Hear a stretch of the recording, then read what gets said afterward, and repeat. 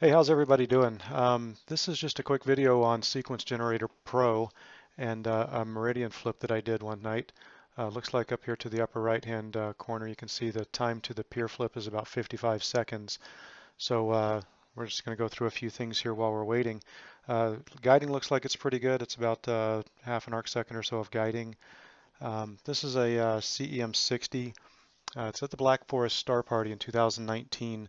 What I'm shooting is the Fireworks Galaxy and a little star cluster nearby with a 110 millimeter Orion EON refractor. It's an f6 running it with a 0.8 reducer on it, so it's about 528 millimeters for the focal length. The focal reducer is a William Optics variable focal reducer. And it looks really nice, especially in the corners. It really flattens everything out. So looks like we've got about 6 seconds to go until frame 6 is done. I'm shooting my red filter right now, QHY camera.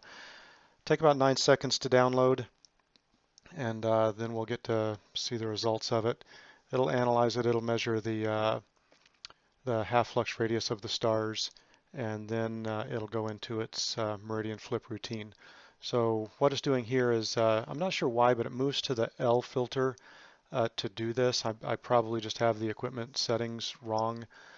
So you would think it would be able to just go ahead and sync the mount. What it's doing is syncing the mount right now, saying, okay, where am I now? So it's going to shoot that 3-second image. It's going to plate solve it. It'll figure out exactly where it is. Oh, step 2 was it stopped the auto guider. And now it is actually performing the slew. I went ahead and skipped that portion so you didn't have to watch all of it. So now we're still on the luminance filter. It took one more picture, and it's going to plate solve that, and it found that it came within 481 pixels in RA and 393 in DEC, which it's considering that a failure. I've asked for it to the maximum error to be within 20 pixels. So the second time through, it nailed it. It got it after it did the first one. It did a little bit of a slew. It then took another picture, plate solved it, and found that it was within 3 pixels in RA and DEC. So now it is restarting the auto guider. It is moving the filter back to the red filter since that's what we were on. Once it gets to the red filter, it'll start the autofocus routine. So I'm going to pause it here so I can explain a little bit about what's going on. Right now my focus position is 4233. What it needs to do is kind of validate that is or is not the best focus position.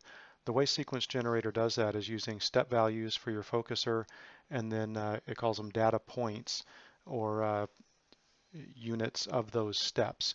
So if I'm at 4233, if it moves one data point out, I would be adding 62 steps or 4295 for the focuser position, and then 62 more steps would give me the 4357, and then 62 more steps gives me 4419. So it looks like it started up here again. So this is the image and the half flux radius. Pick that star 3.16 below and in the center, and just watch that. The second image is now coming back into focus, so its half flux radius is 2.06. The third is going to be a little bit better at 1.00.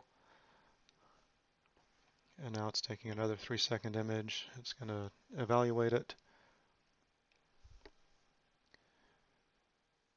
0.64. And then it's going to do a couple more on the other side. That kind of orange-yellow line is the like a trend line almost, coming down to where it thinks is going to be the next focus point. And then once it gets up to the next two, you'll get a green line coming down from the left toward the center, and then where that crosses, SGP believes is the best focus point.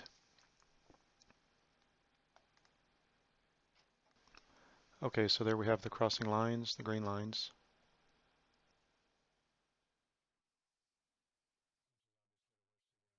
And then it's going to calculate the best number, which is 4202, so it's going to move the focuser to that point. So you can see that in the current position there to the left, 4202.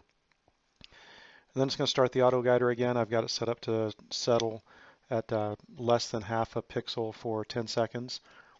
So once the auto guider is done settling, it will resume the next frame. I'm going to go ahead and skip this time so you don't have to just sit here and watch basically nothing for 2 minutes. This is a single frame on the red channel, and then this is inverted. It kind of makes the star cluster in the fireworks galaxy pop just a little bit more.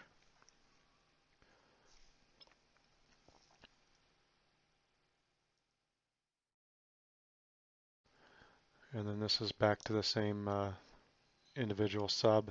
And then this is the final image. What this is about 3 total hours, 1 each on the RGB channels. And then I took about 2 hours of luminance, but there were some high clouds that kept moving through, and the stars were fairly bloated in that luminance channel.